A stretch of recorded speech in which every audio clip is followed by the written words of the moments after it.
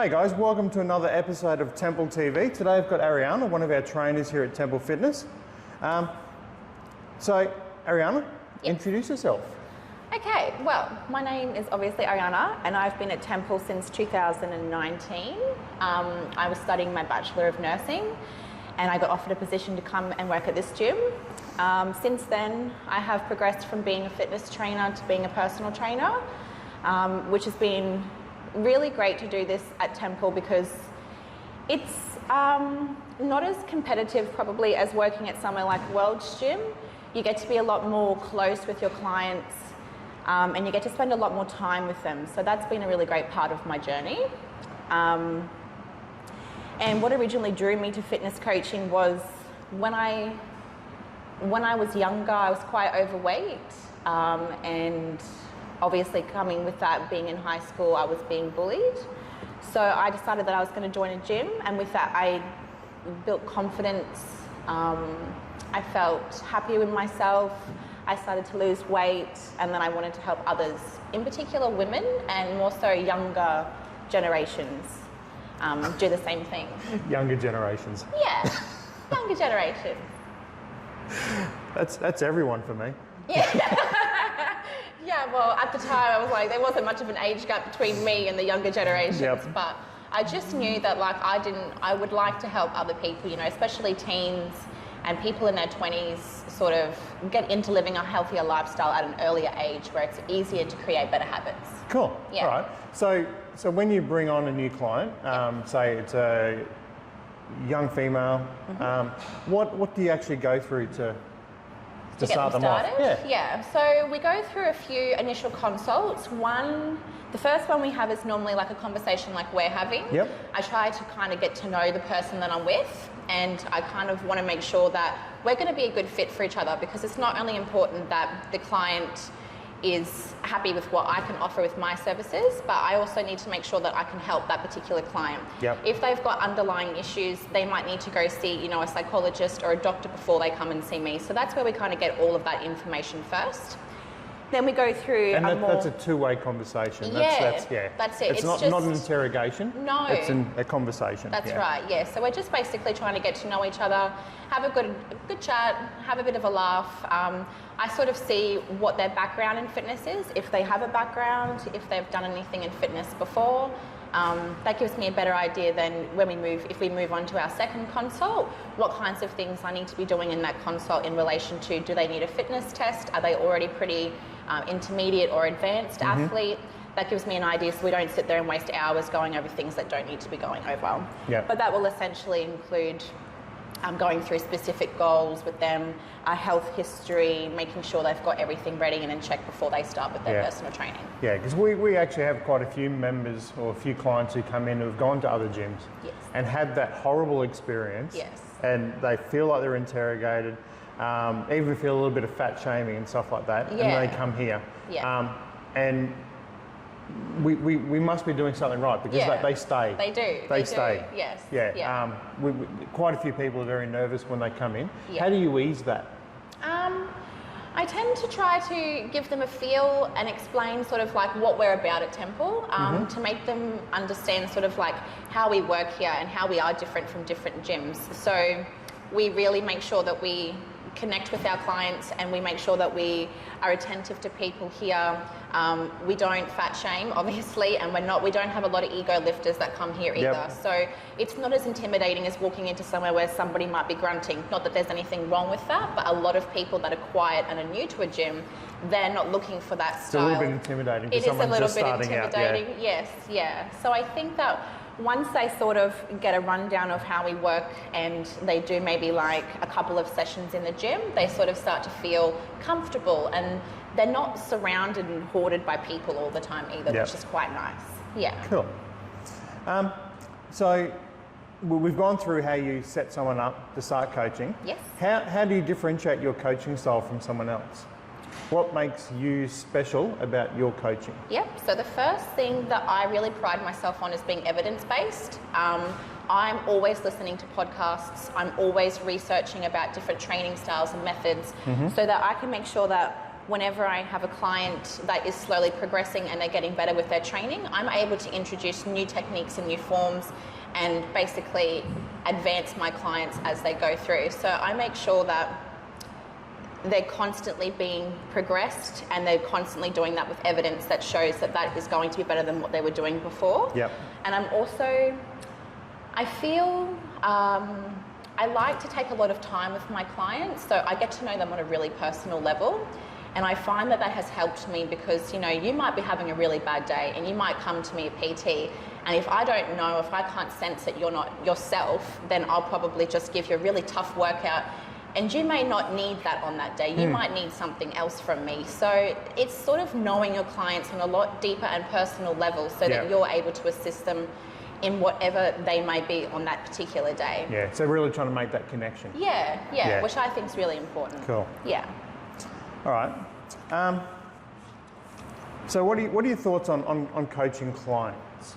So this is a great question because I'd like you to give me a little bit more on what you mean by that. Okay. All right. So,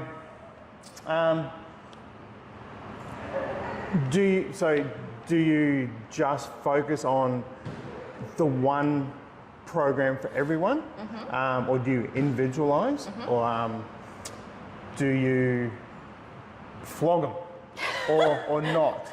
Okay, so I'll say all three I do. Yes. I do all three. Yep. And the reason why I do all three is that I believe that a beginner that has come into the gym, for the most part, they need something simple that they can stick to. And for the most part, you can pretty much give them a generic plan and they will make progress. Yep. And it's better to give them the basics. Give them 5 basic exercises that they can practice their movement patterns and they can get good at before giving them 15 different exercises that is advanced for an advanced athlete. And that's where specialization comes in. I'm not going to give someone that's been training for 2 years the program that I'm giving someone that's just set foot in the gym. Yep.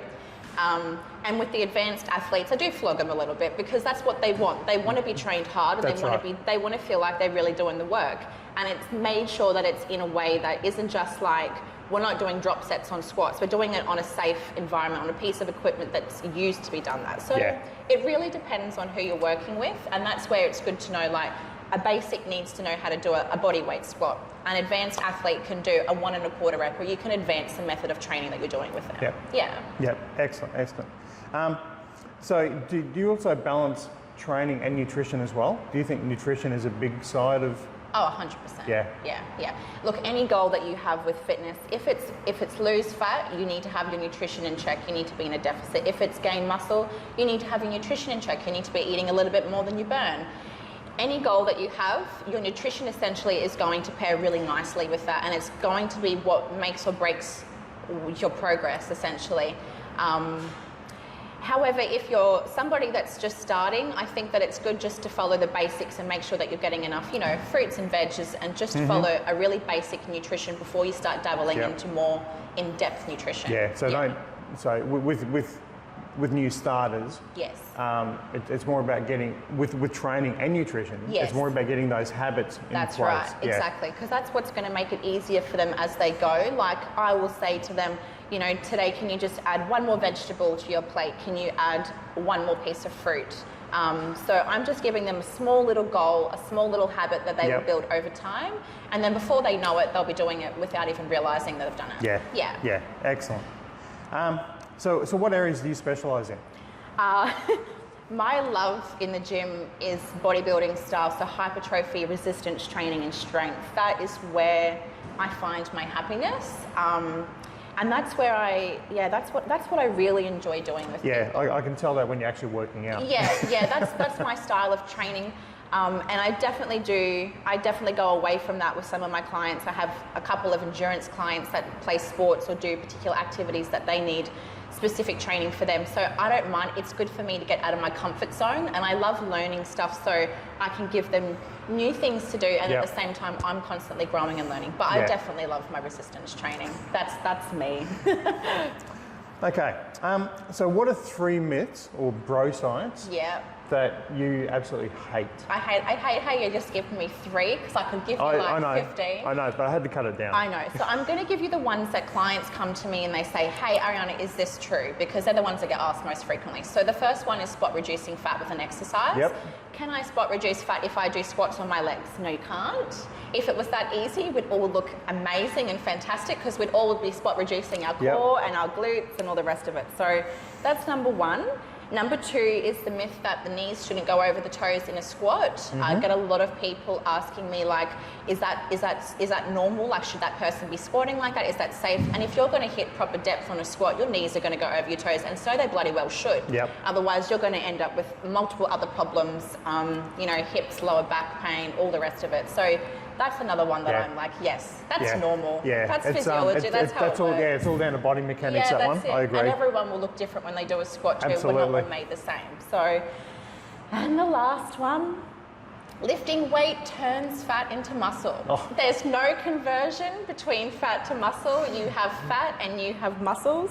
You can lose fat and you can grow the muscle. They don't convert over. Yep. I remember when I first started training and I thought that that's what you did. Like, so I remember that was one big one for me. When I learned that, I was mind blown. I was like, no way. Like, what have I been doing the whole time? So those are my top 3. Yeah. All right. So to finish off. Yes. So what are the top 3 things you would advise someone who wants to start their fitness training? Yes. So this is a really important time, I think, for somebody. The first thing that I would say, based off my own experience as well, is invest in a coach and do your research. So invest in somebody that you know uses evidence and that is really invested in their clients. You're going to save a lot of headache and a lot of time and wasting your money more so because there's so many fads out there. Invest in a really good coach and learn from the start, basically, because you might only need a coach for 6 months to a year and you've picked it up, and then you can just check in with them every now and then, but you know what you're doing and you feel confident. Yeah. So that's probably my number 1 tip. The second thing is don't be heavily influenced off social media. And if you do follow people on Instagram and things like that, do look for people that have evidence-based, and you'll know because they will cite the article in their comment section or something where they'll say, this is where I got this information from to say that what I'm saying is correct. You're going to want to learn the right way. Don't take in all of the crap that you see just because it looks good or someone's trying to sell you something. It's just a really tough path to go down. So you don't condone doing squats on a gym ball while holding a teaspoon with an egg in your mouth? No, I don't want you doing 7 exercises in one. Yep. No, so that is something that, you just want to make sure that, like, if you are sitting there looking at something and you're questioning it, looking like, that doesn't look right, it's probably not right. Yeah, it's probably not. So. I agree. Social media has great information, but there is also some very dumb things out there. Exactly right, yeah, exactly. So that's my number 2. Yep. And my last and final one is start off slow. So what we were saying before, really focus on implementing those small habits. Don't try to go all in 5 days a week, totally change your diet, cut out all of these foods, don't go out with your friends, don't socialize. You're going to be miserable. You're going to end up in a really terrible mental health cycle as well, where you end up binging and restricting, and you're going to get tired and you're going to be sore and you're not going to want to go to the gym because you can't get out of bed. So it's okay to be sore and, struggle a bit when you're getting down to go to the toilet, but you don't want to be disabled. So I always try to tell people, even if you start off on the treadmill or you start off on one of the bikes or something, or just go on the pin weight machines and do maybe 2-3 days a week to begin with. And just like we said before, implementing those small fruits, vegetables, and just doing small bits at a time. I call it, you don't want to be a firework. No. Big flash, you get everything done, and then you just disappear because everything hurts. That's right, exactly right. Yeah, don't go out with a bang straight away. Work your way up, because it'll be a lot better for you in the long run. Yeah. And you'll be a lot more prepared then. So when things get tougher and when you feel like you can take on more, add on an extra day, So definitely don't cut out your whole life and change everything and flip your whole world upside down. You still need to enjoy life. Just be more mindful about what you're putting in your mouth and what you're doing on a day-to-day. Walk a bit further from your car to work. Just little things will get you there. So, yeah. Cool. Good advice. Cool. Thank you. All right. Thank you very much for joining us. My pleasure. So if you want to train with Ariana, come and see us. I do have a special deal on at the moment too. So if anyone wants to come and train, there is 3 sessions for $99 as well as a free initial consult. So that's normally valued at over $200. So I'm trying to get people to come and just give it a go. So don't go all in with somebody and sign up for 12 weeks. That can be a bit daunting. Give it a go. If you don't like it, you don't like it.